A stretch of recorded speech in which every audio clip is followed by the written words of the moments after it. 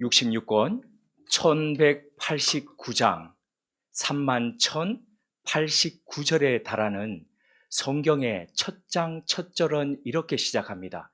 베르시트 바라 엘로힘 에트 하 샤마임 베 에트 하 아레츠. 태초에 하나님이 천지를 창조하시니라. 우리말 성경으로 단 4개의 음절로 구성되어 있는 창세기 1장 1절에 이 말씀들을 우리는 별다른 의심 없이 받아들입니다. 그러나 그 각각의 단어들을 구분해서 본다면은 이 범위가 우리가 받아들일 수 있는, 우리의 이성으로 받아들일 수 있는 영역이 아님을 알게 됩니다. 자, 첫 번째로 태초가 언제입니까? 태초가 의미하는 우주의 생성 연대는 언제일까요? 또 지구는 언제 생겼을까요? 몇백 년 전입니까? 몇천 년 전입니까? 아니면 몇만 년 전입니까? 아니면 수백만 년, 수억 년 전입니까? 지구의 나이를 안다는 것은 지구가 어떻게 변화해 왔는지를 알 수 있는 그 출발점이 되는데요. 지금 생각하면 좀 우습기도 한데 고대, 그러니까 기원전 1세기에 그리스의 철학자였던 루크레티우스라는 사람이 이렇게 말했습니다. 트로이 전쟁에 기록된 것들을 보니까 그 이전에는 역사에 대해서 기록한 것들이 별로 없더라. 그러니까 인류의 역사는 어디서부터 시작했다? 트로이 전쟁에서부터 시작을 했다. 그러니까 트로이 전쟁부터 시작했으니까 인류 역사가 그렇게 크지가 않다, 길지가 않다, 이렇게 주장을 했습니다. 라틴어 학자이자 북아일랜드의 대주교였던 제임스 오스라는 분은 이렇게 이야기했습니다. 성경 속에 살았던 사람들의 살았던 수명들을 쭉 더해 보니까 인류 전체의 그 기원이 기원전 4004년 10월 20일에 만들어졌다. 우리가 그 당군 신화할 때에 2333년을 더하면은 그 단기가 나오지 않습니까? 이분은 4004년 10월 10일을 더하면은 오늘날의 그 연대가 나온다. 이렇게 주장을 했습니다. 이런 생각들이 19세기 말에 프랑스의 물리학자였던 퀴리 부인이 이 우라늄을 발견하면서부터 달라졌습니다. 그러니까 우라늄과 라듐 같은 원자량이 큰 그 원소가 방사능을 내면서 일련의 과정을 거쳐가지고 어떤 물질로 되냐면 납으로 된다는 겁니다. 그러니까 실험실에서 그걸 발견하고 보니까 바깥에 우리가 존재하는 곳에 형성되어 있는 물질들이 쭉 방사능을 내면서 물질이 납으로 형성돼 가더라는 겁니다. 그래서 이걸 보면서 인류의 나이가 또 이 지구의 나이가 얼마인지를 추정해 갔던 겁니다. 그래서 방사능 물질이 일정한 시간이 되면 스스로 붕괴가면서 에너지가 뿜어지는데 이 물질의 양이 처음보다도 반으로 되는 요 시점, 반감기라고 이야기를 하는데요. 이걸 보면서 암석 안에 존재하는 이 방사능의 양들을 측정을 해 갔다는 겁니다. 그게 바로 방사성 동위원소 연대 측정법이라고 이야기합니다. 그래서 자연 상태의 우라늄이 납으로 변화되어가는 그 양을 측정하는 것인데요. 이 측정법에 의하면 지구는 얼마일까요? 무려 45억 년이 된다라고 그렇게 이야기를 합니다. 그런데 이 측정법에 있어서 한 가지 간과했던 것이 있습니다. 그것은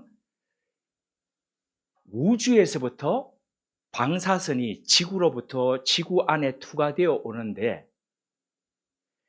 자기장에 의해서, 그러니까 자기장이 크면 클수록 그 투과되어 오는 양들은 반비례한다는 겁니다. 자기장이 크면 클수록 방사능은 줄어들고 자기장이 작아지면 방사능은 더 들어온다는 겁니다. 이거 아시죠? 지구는 커다란 자석과 같은 그런 형태를 가지고 있다는 걸 알고 계시죠?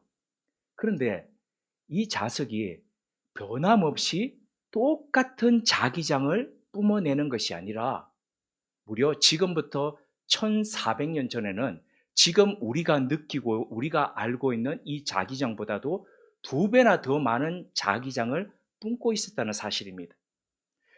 이것을 토마스 바네스라는 학자가 이야기를 했는데, 실제로 1829년에 최초로 지구 안에 있는 자기장을 측정했던 것과 오늘날 측정하는 측정의 수치가 무려 7%가 감소가 되었다는 겁니다.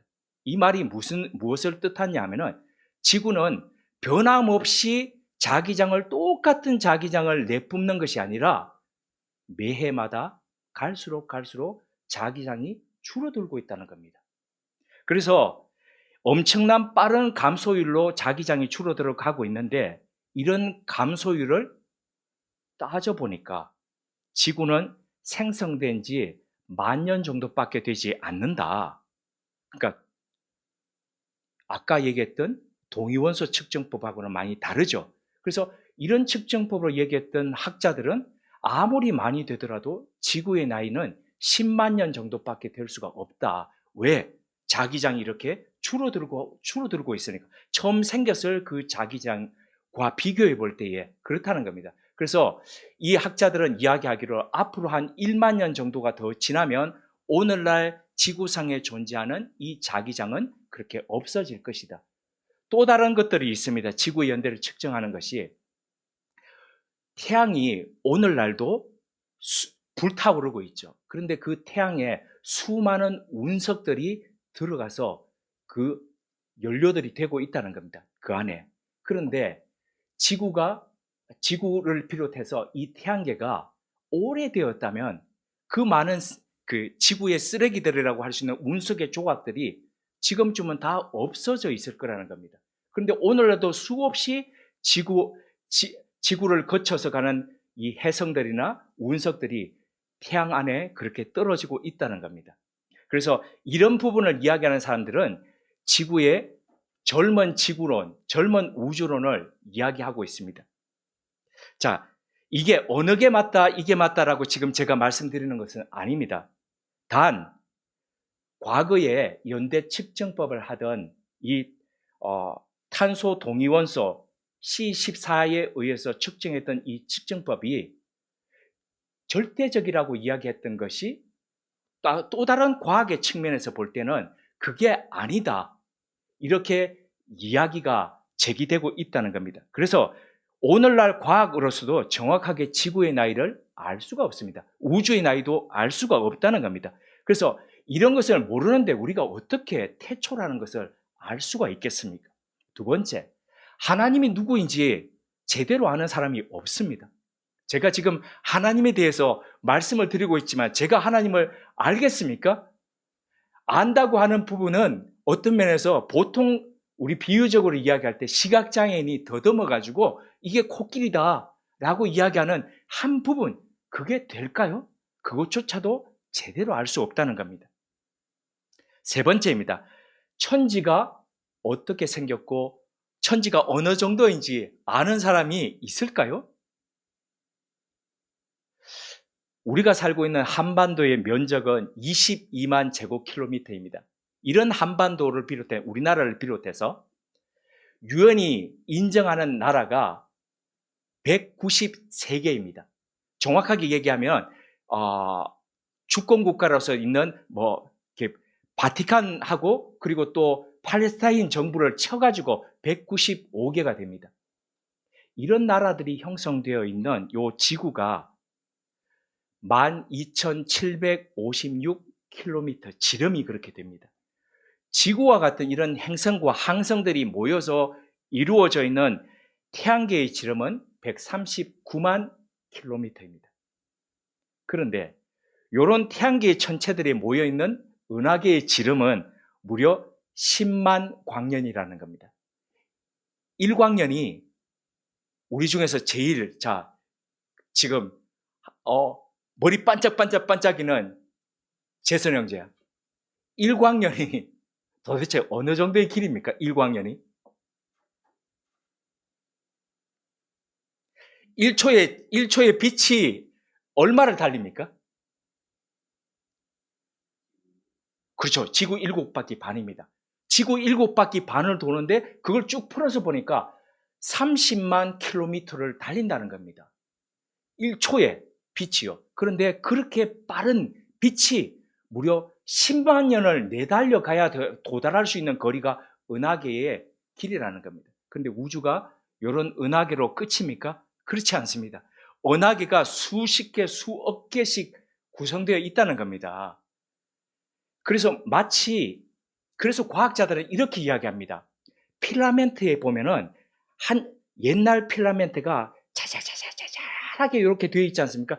그런 것들이 이렇게 쭉 세포처럼 마치 우리의 혈관처럼 뻗쳐져 있는 것, 그것이 바로 우주의 모습이라는 겁니다. 그런데 그 우주가 고정되어 있느냐? 그렇지 않고 오늘날도 팽창하고 있다는 겁니다. 우주는 스페이스라고 이야기하죠. 스페이스가 뭡니까? 공간이지 않습니까? 근데 공간에 우리가 지금 있는 것도 공간입니다. 한 40평 남짓 되는 공간 안에 있습니다. 근데 이 공간 밖에 공간이 있습니다. 근데 그 공간 밖에 또 공간이 있습니다. 도대체 이 우주라는 공간은 어디가 끝이고 어디가 한정일까요? 알지 못합니다. 그냥 추정할 따름입니다. 과학자들 역시도요. 그래서 은하단이 있고, 은하가 수백 개, 수천 개 모여있는 은하단이 있고, 그 은하단이 모여있는 초은하단이 있고, 그리고 그 은하단이 또 초은하단이 모여있는 이 장성이라는 곳이 있는데, 무려 지금 과학자들이 이야기하는 게 50억 광년이 그 길이라는 겁니다. 50억 광년이면요, 아까 지금의 현재 진화론을 이야기하는 과학자들이 지구의 나이가 45억 년에서 50억 광년 이렇게 이야기했지 않습니까? 그럼 지구가 생길 때 빛을 팍 났던 거, 그 빛이 아직도 우주의 끝에 도달하지 못하고 있다는 겁니다. 이 정도의 크기라는 겁니다. 그런데 우리가 이런 천지를 어떻게 다 알겠습니까? 모릅니다. 넷째, 창조가 무엇입니까? 사람들은 창조를 무언가를 만드는 그런 행위가 창조라고 이야기합니다. 근데 그것은 제조이죠. 어떤 재료를 가지고 만드는 그런 행위이지, 아무것도 없는 상태에서 무언가를 만들어내는 창조는 인간의 능력 범위 밖의 일입니다. 알지 못합니다. 무언가를 우리는 자기 몸 안에 일어나고 있는 노화를 어떻게 할지 모릅니다. 우리 몸 안에 있는 기관들이 없어진 것들을 다시 새롭게 할 수 있는 능력이 없습니다.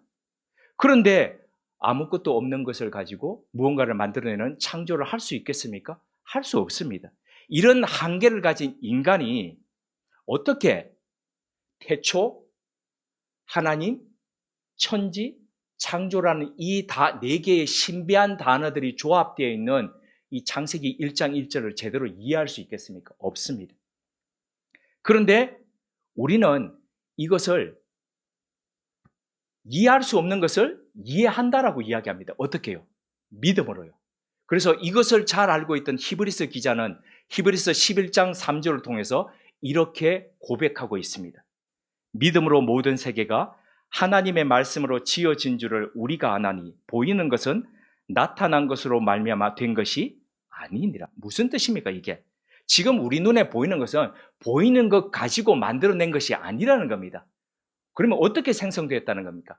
하나님께서 하나님의 말씀으로 하나님의 능력으로 바라라는 것은 그 창조했다는 겁니다. 그렇게 제조가 아니라 창조했던 그 세계가 바로 우리가 지금 보고 있는 눈앞에 이 세계라는 겁니다.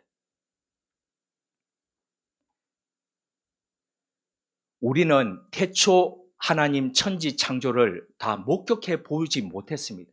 목격해 보지 못했음에도 불구하고 우리는 이것을 이해하고 믿음으로 받아들입니다. 믿음은 바로 여기서부터 시작됩니다. 창세기 1장 1절을 우리가 어떻게 대하느냐, 여기에 따라서 믿음이 시작되느냐 아니냐입니다. 그래서 창세기 1장 1절부터 그 두꺼운 1189장 그리고 31,089절에 이르는 긴 성경은 그 창세기 1장 1절을 풀어놓은 바로 하나님의 창조와 구원의 역사라고 할 수 있습니다.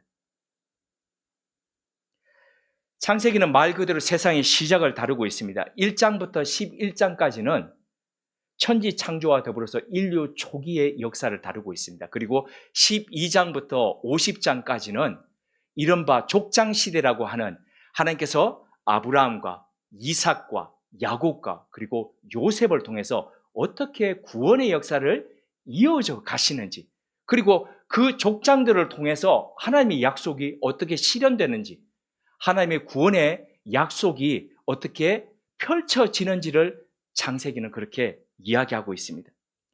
궁극적으로 메시아가 어떻게 무너졌던 하나님의 그 에덴 동산을 다시 회복해 가시느냐, 그 역사를 기록하고 있다라고 보시면 되겠습니다. 그럼 오늘부터 이 창세기 1장을 시작으로 해서 하나님의 창조와 인류의 기원을 기록한 창세기 숲으로 우리 한번 들어가 보겠습니다. 창세기 강해는 요한복음 강의하던 것처럼 요한복음 강해가 어떤 거였습니까? 무려 6년이었습니다. 그것처럼 그렇게 하지 않을 겁니다. 사무엘 상하처럼 전체적인 맥락들을 보면서 이렇게 이야기를 구조로 따라서 풀고 그 안에서 하나님께서 우리에게 주시는 메시지에 귀 기울이면서 그렇게 가도록 하겠습니다. 자, 그러면 창세기 1장을 보시면 6일 동안 천지와 각종 동식물에 이어서 사람을 창조하시는 모습이 나오는데요. 첫째 날에 뭘 창조하셨습니까? 빛과 어둠을 창조하셨습니다. 근데 자, 여기서 보면 우리가 하나님이 빛과 어둠까지도 창조하셨다고 이렇게 생각하실 수 있는데요. 실은 어둠을 창조하셨다기보다 빛을 창조하시니까 빛과 어둠으로 나누어진 거죠. 그래서 어둠이 있는 것처럼 보이는데, 그래서 어떤 사람들이 이렇게 이야기하지 않습니까? 어둠이라는 것은 실은 실제하지 않는다. 그럼 뭐가 실제한다는 겁니까? 빛만 실제하는데, 그럼 어둠이 뭐냐? 분명히 우리 속에 있는데 그 어둠은 빛의 부재라고 이야기하죠. 빛이 사라진 것, 빛의 부재가 바로 어둠이라는 겁니다. 하나님의 어둠을 창조하신 것이 아니라 하나님은 빛을 창조하셨고, 그리고 그 어둠과 빛이 결국에는 나누어지게 되었다는 겁니다. 근데 여기서 빛이라는 것은 태양빛이 아닙니다. 그럼 뭡니까? 태양빛은 언제 창조하셨습니까? 넷째 날에 창조하셨습니다. 해와 달과 별들, 이때 창조하신 거죠. 그럼 첫 번째 빛은, 이 빛은 뭐냐? 병원에 가시면은 우리 눈에 보이지 않는 광선들로 우리 몸을 촬영하고 우리 몸을 치료해 갑니다. 분명히 우리 눈에는 보이지 않는데 그 광선들이, 빛들이 있습니다. 이처럼 우리 눈에 보이지 않는 하나님의 빛입니다. 이 빛을 예수님께서는 요한복음 8장 12절을 통해서 이렇게 말씀하셨습니다. 나는 세상의 빛이라. 나를 따르는 이는 어둠 속을 걷지 않고 생명의 빛을 얻을 것이다.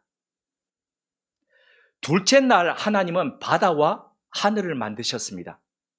이어서 셋째 날에는 물을 한 곳으로 모이게 하셔서 땅을 드러나게 하셨습니다. 넷째 날에 해와 달과 별들을 만드셨다고 말씀드렸습니다. 그리고 다섯째 날에 바다의 물고기와 공중의 새를 만드셨습니다. 그리고 여섯째 날에 동물과 사람을 만드셨습니다. 동물과 사람은 같은 재질로 만드신 거 아시죠? 흙으로 만들었습니다. 그러니까 이 부분은 다음 주에 창세기 2장에서 조금 더 다루도록 하겠습니다. 근데 이 창조의 과정에는, 이 과정과 순서에는 묘한 규칙 두 개가 있습니다. 그 첫 번째 규칙은 하나님께서 첫 번째 뼈대를 만드시고 난 뒤에 그 다음에 내용을 채워 넣는 창조의 순서를 가셨다는 겁니다. 어떤 게 그러면 뼈대입니까? 첫째 날부터 셋째 날까지가 뼈대입니다. 첫째 날에 아까 빛 만드셨다고 말씀드렸죠. 그리고 두 번째 날에 뭘 만드셨습니까? 하늘과 바다, 그리고 셋째 날에 묻이 드러나게 이렇게 하셨는데 요게 뼈대입니다. 그런데 요 뼈대에 내용을 채우시는 게 바로 넷째 날, 다섯째 날, 여섯째 날인데, 이걸 이렇게 생각하시면 됩니다. 첫째 날부터 셋째 날까지 인프라를 구축하시고, 어떤 사람이 한 도시, 아무것도 없는 도시에, 아무것도 없는 곳에 자, 산이 있고 들판이 있는 곳에 사람이 살게 하려면 어떻게 해야 됩니까? 그걸 정리를 해야죠. 그죠? 정리를 하고 거기에 여러 가지 전기가 들어오게 하고 수도가 들어오게 하고 하수구가 나오도록 하고 정화시설을 만들고 이런 것들, 인프라를 만드는 것이 첫째 날부터 셋째 날까지. 그리고 인프라가 만들어졌을 때 거기에 살 수 있도록 나무와 그리고 새와 동물들과 사람들을 만드시는 것이 넷째 날, 다섯째 날, 여섯째 날 이렇게 컨텐츠를 채우는 이런 창조의 과정을 거쳐가셨다 보시면 되겠습니다. 이게 첫 번째 창조의 규칙이었고요. 두 번째로 창조의 날들이 묘하게 각각 쌍을 이루고 있다는 겁니다. 어떻게 쌍을 이루고 있냐면 첫째 날과 넷째 날이 쌍을 이루고 있습니다. 빛과 첫째 날 빛이었죠. 그죠? 넷째 날 바로 하늘의 해와 달과 별들 쌍을 이룹니다. 둘째 날에 하늘과 바다였죠. 다섯째 날에 뭘 만드셨습니까? 바로 그곳에 사는 바다의 물고기와 그리고 공중의 새를 만드셨습니다. 셋째 날에요, 묻이 드러나게 하셨죠. 그 땅이 드러나게 하셨는데 그 땅에서 살 수 있는 바로 식물들과 동물들 그리고 사람을 하나님께서 창조하셨다는 겁니다. 이렇게 쌍을 이루고 있는 것이 바로 두 번째의 규칙입니다. 이 진화론자들은 앞서 말씀드렸듯이 지구의 이 연대를 46억 년에서 50억 년이라고 이렇게 추정한다라고 말씀을 드렸죠. 그 근거가 돌연변이에 의해서 무려 지금까지 지구상에 존재하는 150만 종에 이르는 이런 다양한 종이 되기까지 그만큼 시간이 걸린다라. 그래서 이렇게 지구 연대를 추정한다는 겁니다. 우연히 번개가 번쩍하면서 그곳에서 단세포가 생겼습니다. 그 단세포가 다세포가 되었습니다. 그것이 바로 아메바가 되고 말미잘이 되고 그리고 그것이 어느 날 유인원이 되고 그 유인원이 어느 날 사람이 되었다. 자, 우연과 우연이 계속 겹쳐가면서 돌연변이와 돌연변이가 계속적으로 일어나면서 오늘 150만 종에 이르게 되었다라고 이야기하는 것이 바로 진화론자들의 이야기입니다. 이게 바로 그들이 말하는 생명의 기원입니다. 그러나 성경은 단호하게 이야기합니다. 그게 아니라 바로 하나님께서 처음부터 계획을 가지고 지적 설계를 하셨다라고 이야기하고 있습니다. 처음부터 각각 다른 종으로 하나님께서 생각하셨고 그 생각대로 만들어 내셨다라고 이야기합니다. 지구상에 존재하는 새 종류가 무려 8,600가지가 된다라고 이야기합니다. 가장 작은 새가 혹시 이름 생각나십니까? 저 가끔 저희 집에서 이렇게 꽃에 이렇게 날아드는 그 새를 봅니다. 무려 한 5cm 정도밖에 되지 않습니다. 그 새 이름이 뭘까요? 벌새입니다. 무게가 5g도 될까요? 매우 작습니다. 보니까 한 3g 정도 된다라고 이야기합니다. 5cm 정도밖에 되지 않은 이 벌새, 날개를 얼마나 빨리 움직이는지. 그런데 가장 큰 새는요, 그러면 타조입니다. 이 타조가 키가 2.4m, 사람보다 더 크죠. 무게가 140kg나, 킬로미터가 아니죠. 킬로그램이나 됩니다. 엄청난 무게이죠. 이런 타조가 있고 가장 높이 나르는 새는 히말라야 산맥을 넘습니다. 히말라야 산맥이 8,000m가 넘는데 그 산맥 중에서 한 7,600m가 되는 그 지점을 넘어서 매해마다 넘어가는 기러기들이 있습니다. 사람도 제대로 숨쉬기 어려운 곳을 그 새들은 매년마다 그렇게 넘어간다는 거죠. 북극에 있는 제비갈매기는 무려 17,000km 이상을 지나서 매해마다 북극에서부터 남극으로 그렇게 이동을 합니다. 엄청납니다. 가장 오래 사는 새들은요, 바로 타조나 아니면 까마귀 같은, 타조는 50년 이상을 삽니다. 까마귀는요, 거의 한 65년 정도를 산다고 이야기합니다. 그러니까 엄청난 시간들을 이렇게 살아가는, 이렇게 새들이 다 다릅니다. 가장 빠른 새는 송골매라고, 우리나라 매죠, 그죠? 그 매는 먹이를 잡기 위해서 하강을 할 때에 340km 정도를 그렇게 하강을 그 속도로 그렇게 한다라고 이야기합니다. 자, 이렇게 새가 다양합니다. 근데 이 새가 다 조그마한 벌새부터 다 분화되어 가지고 그렇게 되었을까요? 그렇지 않다는 겁니다. 하나님은 각각 종류대로 그렇게 만들어냈다라고 이야기하십니다. 그래서 창세기 1장에 무려 9번이나 반복하며 강조하는 게 있습니다. 그게 바로 각기 그 종류대로입니다. 하나님께서 창조하신 것의 특징입니다. 자, 하나님의 창조의 모습을 닮은 창세기 1장을 보면 우리가 마음에 새겨야 할 몇 가지가 있습니다. 첫 번째로 창조의 시작점입니다. 하나님께서 천지 창조를 하실 때에 창세기 1장 2절은 그때의 상태를 이렇게 표현하고 있습니다. 땅이 혼돈하고 공허하며 흑암이 깊음 위에 있고 하나님의 영은 수면 위에 운행하시니라. 여기서 특징이 혼돈, 공허, 흑암이라는 이 세 가지입니다. 이 세 가지가 하나님하고 같이 있다는 게 이해가 되지 않습니다. 어울리지 않아 보입니다. 그런데 하나님은 이것을 재료 삼아서 하나님의 창조를 시작하셨다라고 이야기합니다. 태초에 무질서하고 혼돈스러운 이곳 가운데 하나님의 신이 그 수면 위에 운행하셨다라고 지금 이야기합니다. 이때 운행하셨다라는 이 단어는 암탉이 달걀을 품고 있을 때의 그 단어가 바로 이 표현입니다. 그러니까 삶이 어지럽고 굉장히 뒤죽박죽되고 고날 때에 모든 희망이 사라졌다라고 생각할 때에 하나님께서 암탉이 포란하듯이 그렇게 그 상황을 우리를 품고 계신다는 겁니다. 저는 어릴 때에 지금은 다 사육하는 그런 곳에서 달걀이 나오지만은 어릴 때에 동네 집집마다 마당에서 이렇게 그 암탉들이 뿅아리를 이렇게 졸졸졸졸 몰고 다니는 것들을 보는 것이 일상이었습니다. 달걀 사 먹지 않고 늘 집에서 그렇게 나오는 거였죠. 그런데 하늘 위에 이렇게 매가 돌고 있으면은 어떻게 알았는지 그 병아리들이 쭉 모여가지고 어미닭 품 안으로 이렇게 들어가는 것들을 봤습니다. 그렇게 하나님께서 상황 가운데서, 어려움 가운데서 하나님의 자녀들을 품으신다는 겁니다.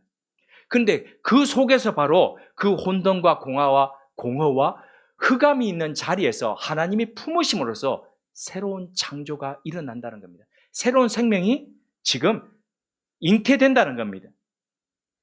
이 사실을 우리가 받아들인다면 어려울 때일수록 혼돈이 있을 때일수록 우리는 기대할 수밖에 없다는 거죠. 왜입니까? 하나님이 일하시는구나. 이 상황 가운데서 하나님이 붙들고 계시는 그분께서 오늘도 내 삶을, 우리 집을, 우리 회사를, 우리의 나라를 하나님 새롭게 하시기 위해서 그렇게 하시는구나. 도저히 오늘날의 상황들을 우리가 받아들일 수 없는 상황들이 있습니다. 그런데 아픕니다. 견딜 수 없습니다. 때때로 보면. 그러나 그 상황을 하나님께서 주관하고 계시고 그 상황을 하나님께서 컨트롤하고 계신다는 것을 우리가 받아들인다면 우리는 기다리면서, 기대하면서, 기도하면서 갈 수 있다는 겁니다. 둘째로 하나님은 일하시는 하나님이시라는 사실입니다. 창세기 1장에서 가장 많이 반복되는 것 중에 하나가 이것입니다. 하나님이 말씀하시니 그대로 되니라. 창세기 1장부터 시작해서 성경의 마지막인 요한계시록 22장까지 수없이 많은 동사들이 성경 안에 있습니다. 그 동사들의 주어는 당연히 하나님이십니다. 이것이 말하고 의미하는 바가 있습니다. 바로 하나님이 지금도 말씀하시고 지금도 하나님께서 이루고 계신다는 사실입니다. 지난달 제가 습관에 관련된 책을 한 권 봤습니다. 근데 그 습관에 대한 책을 보면서 제가 마음속에 수도 없이 되뇌이면서 반복했던 말이 있습니다. 그것은 이 한 문장이었습니다. Not motion but action. 모션을 취하지 말고 액션을 취하면서 살겠다는 겁니다. 그렇게 살라는 거죠. 모션과 액션이 뭐가 다르냐면은 비슷합니다. 보면 모션도 궁리합니다. 생각합니다. 아, 어떻게 해야 되지? 이렇게 해볼까? 저렇게 해볼까? 신용이라고 하는 제스처도 모션에서부터 나옵니다. 그런데 실제적으로 일이 생기지 않습니다. 모션에는. 자, 이 보시면은 이렇게 모습 취하는 거, 이걸 모션이지 않습니까? 제스처입니다. 근데 이런 것들을 통해서 역사가 일어나지 않습니다. 언제 역사가 일어납니까? 힘이 가해지는 액션이 일어날 때에 일어납니다. 그래서 계획만 하고 생각만 하는 모션으로 살지 말아야지. 오늘도 그것을 생각했던 것을 행동으로 옮기는 액션으로 살아야지. 그걸 제가 지난 한 달 동안 수도 없이 되뇌었습니다. 하나님은 우리의 삶 가운데서 모션만 취하는 분이 아니라 액션을 취하면서 역사하시는 하나님이시라는 거죠. 우리 인생 속에서 새 일을 계획하시고, 그러니까 모션하시고 그 일을 이루어 가시는 분인데, 그게 어느 정도 있냐 하면은 그것을 이사야서 43장 19절은 이렇게 선언합니다. 보라, 내가 새 일을 행하리니 이제 나타낼 것이라. 너희가 그것을 알지 못하겠느냐? 반드시 내가 광야의 길을, 사막의 강을 내리니. 이사야 43장 19절이었습니다. 자, 어디가 어디인지 구분이 되지 않는 광야에서 가장 필요한 곳이 이정표가 나 있는 길입니다. 그 길을 통해서 방황하지 않고 걸어갈 수 있습니다. 사막에서는 뭐가 가장 필요합니까? 신선한 물이 흘러나오는 강입니다. 물입니다. 그런데 하나님께서는 지금 광야에서 길을, 사막에서 강을 내시겠다는 겁니다. 가만 보시면 매우 이질적인 것입니다. 사막에 물이라는 게 얼마나 서로 맞지 않지 않습니까? 맞지 않는 것을 거기에 옆에 둠으로써 이 황폐하고 혼돈되었던 곳에 하나님은 새로운 질서를 내시고 새로운 생명을 내신다는 거죠. 우리 삶 안에 하나님은 이질적인 것을 두심으로써 그 이질적인 것으로 새로운 생명의 역사를 만들어 가신다는 겁니다. 그렇게 해 가시겠다는 겁니다. 광야에 길을 내시고 사막에 강을 내시는 그 하나님의 역사를 우리가 믿고 기대하면서 걸어감으로써 이번 여름에 어떻게 새 일이 일어나는지를 한번 그렇게 기대하면서 걸어가셨으면 좋겠습니다. 세 번째입니다. 하나님은 선을 이루시는 하나님이시라는 사실입니다. 각각 창조하신 그 창조의 날에 하나님께서 마지막에 하셨던 말씀들이 있습니다. 그 말씀들이 바로 보시기에 좋았더라. 물론 하늘을 만드셨던 둘째 날에 보시기에 좋았다는 말이 없습니다. 근데 보시기에 좋았더라, 심히 좋았더라는 말씀을 또 여섯째 날에 2번 반복하시기도 하셨습니다. 근데 이걸 이제 하나하나씩 세심히 보면은 왜 그랬을까 이유에 도달할 수도 있지만 그건 넘어가도록 하겠습니다. 하나님께서 창조하시고 난 뒤에 마지막을 정리를 하시면서 보시기에 좋았더라고 말씀하셨다는 것은 하나님은 모든 것 하나하나를 하나님께서 계획하셨던 대로 좋았던 대로 마지막을 그렇게 종결하신다는 겁니다. 긴 하루 속에서 순간순간은 일어나는 일들이 우리 눈에 이해가 안 됩니다. 왜 저 일이 일어나야 되지? 왜 저렇게 생겨야 되지? 모릅니다. 그러나 마지막 그날을 닫는 저녁이 되고 아침이 되니 몇째 날이라고 하는 그 종결되는 그날에, 매듭을 짓는 그날에 하나님은 좋았구나. 그리고 모든 것이 이루어진 그날 뒤에 심히 좋았다라고 우리가 고백할 정도로 하나님은 모든 것을 선하게, 아름답게 그렇게 바꾸어 가시는 하나님이시라는 거죠. 이 사실을 깨달았던 사도 바울은 로마서 8장 28절을 통해서 이렇게 증거했습니다. 우리가 알거니와 하나님을 사랑하는 자, 곧 그 뜻대로 부르심을 입은 자들에게는 모든 것이 합력하여 선을 이루느니라. 자, 사도 바울이 이 편지에서 로마에 보내는 편지에 증거했던 이 바로 증언처럼, 증언이 기록된 이래 지난 2000년 동안 자기 인생 속에서 이해되지 않는 수많은 일들을 겪던 그리스도인들이 이 말씀을 통해서 위로를 받았습니다. 격려를 받았습니다. 힘을 얻었습니다. 그래서 그렇구나. 지금 비록 내 눈에 이해되지 않지만 하나님은 이것을 이렇게 이끌고 가시는구나.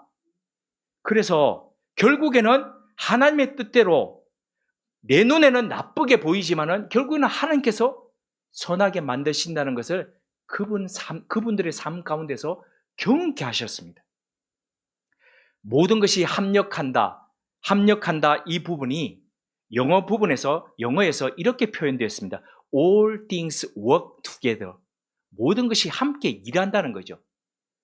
우리 눈에 구분되어 있는 것들, 분류되어 있는 것들, 이거는 아니고 이것은 좋은 것이라고 구분하는 이것이 아니라, 우리의 분류법이 아니라 하나님의 분류법 전체 안에서 모든 것이 같이 work together, 같이 일한다는 것이죠. 그래서 이 부분을 이렇게 다시 해석할 수 있습니다. 모든 것이 그렇게 되도록 하나님께서 일하신다. 혼돈과 공허와 흑암 가운데서 하나님은 창조하셨습니다. 그 하나님은 오늘도 우리 삶 가운데서 일하고 역사하고 계십니다. 이 사실을 우리가 믿을 때에 오늘 우리는 당당할 수 있습니다. 이렇게 얘기하죠. 쫄지 마라 얘기하죠. 왜 우리가 쫍니까? 우리 실력을 알기 때문입니다. 그죠? 상대를 보고 우리를 보니까 이게 쫄리는 겁니다. 그런데 든든한 분이 괜찮아. 내가 있어. 너의 부족한 부분 괜찮아. 내가 너하고 함께해. 자, 1 더하기 2, 우리는 늘 정해준 수로 그렇게 더하면서 그렇게 살아갑니다. 그러나 하나님은 너의 뒷자리에 있는, 네가 1이라면 너의 뒤에 있는 숫자는 나는 알파라고 이야기하십니다. 1 더하기 알파가 얼마가 됩니까? 무한대입니다. 무한대이신 그 하나님께서 오늘도 우리의 인생을 책임지고 계십니다. 무엇을 두려워하겠습니까? 그 하나님을 주인 삼아 그 하나님을 중심으로 오늘도 우리 쫄지 말고 당당하게 우리의 삶을 걸어가셨으면 합니다. 이것이 바로 창세기를 통해서 하나님께서 우리에게 주시는 메시지입니다. 함께 기도드리겠습니다. 하나님, 태초 하나님 천지 창조의 의미를 우리가 가진 이성으로 제대로 이해할 수 없었습니다. 그러나 믿음의 눈으로 보게 하심으로써 태초에 하나님이 천지를 창조하시니라는 말씀을 믿고 이해토록 해주셔서 감사드립니다. 우리 믿음의 출발이 하나님의 창조에서 되었듯이 오늘도 우리를 새롭게 빚으시는 하나님의 일하심 안에서 의탁된 삶 살기를 원합니다. 광야의 길을 만드시고 사막에 강이 흐르게 하시는 하나님의 약속을 믿기에 오늘도 삶을 두르고 있는 혼돈과 공허와 흑암에 굴복되지 않게 하옵소서. 이것들을 재료 삼아 아름다운 결과에 이르도록 하시는 하나님의 능력과 일하심을 바라보기에 오늘도 견뎌내고 이겨가는 믿음의 사람들 되게 하옵소서. 예수님의 이름으로 기도드립니다. 아멘.